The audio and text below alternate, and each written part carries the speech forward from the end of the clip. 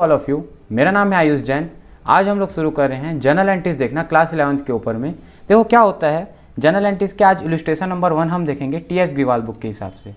TS Grewal book के हिसाब से होता क्या है, इलस्ट्रेशन नंबर 1 हम लोग जनरल एंट्री कैसे फॉलो करते हैं। आपको जनरल एंट्री जब आप बनाओगे तो आपको प्रॉपर फॉर्मेटिंग में बनाना है।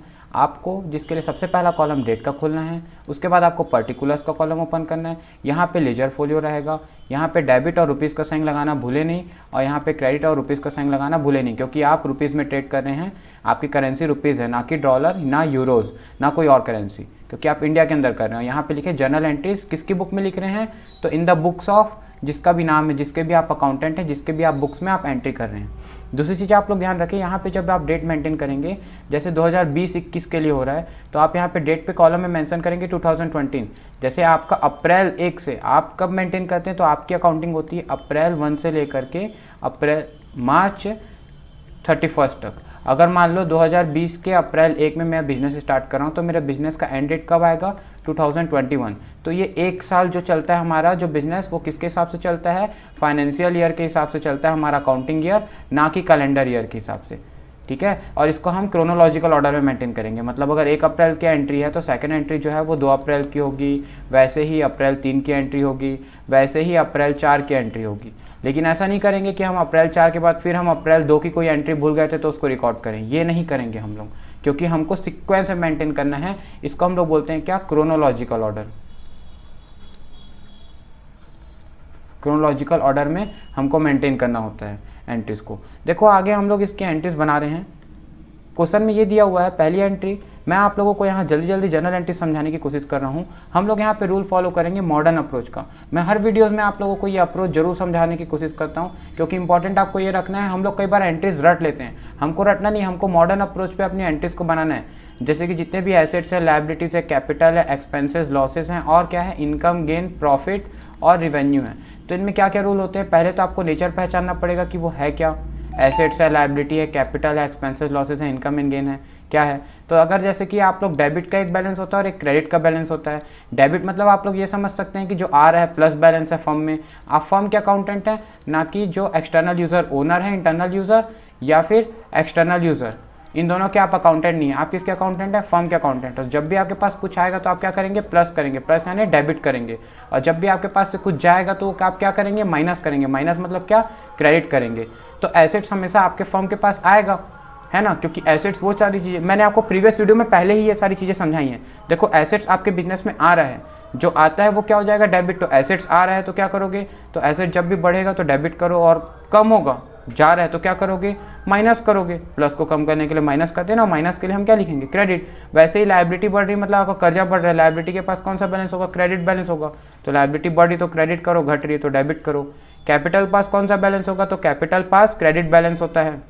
आपके लिए कर्जा है, ओनर ने जो कैपिटल लगाया है आपके बिजनेस में, आप फर्म के अकाउंटेंट हो, ना कि ओनर के बिजनेस एंटिटी प्रिंसिपल।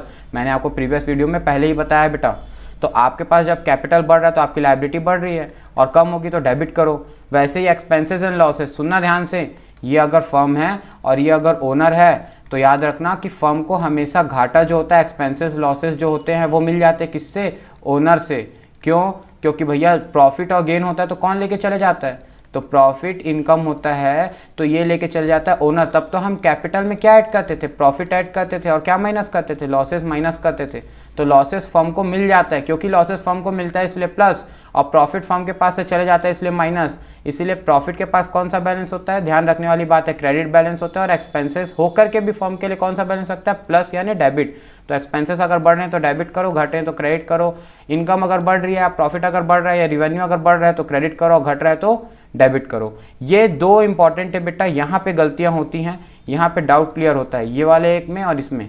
तो एक्सपेंसेस लॉसेस में गलतियाँ नहीं करोगे, इनकम गेन प्रॉफिट रिवेन्यू में आप लोग गलती नहीं करोगे जनरल एंट्री मेंटेन करते समय। और हम लोग जब पढ़ रहे हैं रूल तो कैसे अप्रोच से पढ़ रहे हैं, मॉडर्न अप्रोच से, ना कि ट्रेडिशनल अप्रोच से। वो पर्सनल रियल नॉमिनल अकाउंट के बेस पे हम रिकॉर्डिंग करना नहीं सीख रहे हैं।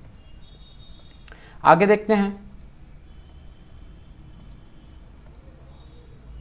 देखो आगे क्या है, आगे हमको यहाँ पे बोला है अब क्वेश्चंस हम लोग डील करते हैं। Nitin started a business and introduce 50,000 as cash and 5 lakh back cheque to start a business. तो नितिन एक ओनर है, वो अपने बिजनेस को स्टार्ट कर रहा है 50,000 रुपये कैश ला के और 5 लाख रुपये चेक ला के। तो कैश हमारे फर्म में आ रहा है, हम फर्म के अकाउंटेंट है, तो कैश हमारे पास आ रहा है और बैंक बैलेंस हमारे पास आ रहा है। तो हम दोनों को क्या कर देंगे, डेबिट कर देंगे टू, हमारा क्या बढ़ जाएगा, साथ में कैपिटल बढ़ जाएगा। बिजनेस में कुछ आता है तो कुछ जाता है, सिर्फ ऐसा नहीं होता कि कुछ आ रहा है, दोनों दो साइडेड ट्रांजैक्शन होते हैं बिजनेस में, बायलेटरल ट्रांजैक्शन इसलिए बोलते हैं। इसीलिए प्रोफेसर फ्रा लुका पैसियोली की book dual entry book keeping जो है वो इतनी सक्सेसफुल हुई कि हमारी जो एंट्रीज होती है वो डुअल एंट्री होती है।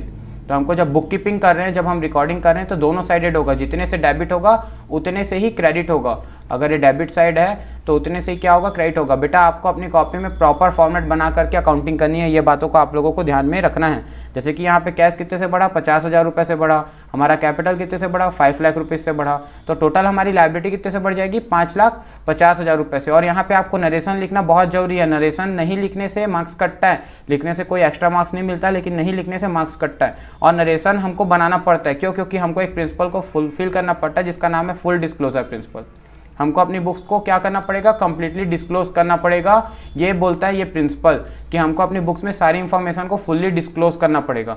तो हम यहाँ पे क्या नरेशन लिखेंगे, being the amount of cash and cheque has invested by the owner in business, invested by owner into his business, ये यहाँ पे एंट्री हो जाएगी। सेकंड एंट्री क्या बन जाएगी, यहाँ पे सेकंड क्वेश्चन यहाँ पे बोला है बेटा कि अब परचेज गुड्स किया हम लोगों ने 5,000 का अगेंस्ट कैश, क्योंकि परचेज कर रहे हैं। मैंने आपको कल ही ट्रेडिंग एक्टिविटी और नॉन ट्रेडिंग एक्टिविटी कल के वीडियो में आप लोगों को समझाया था।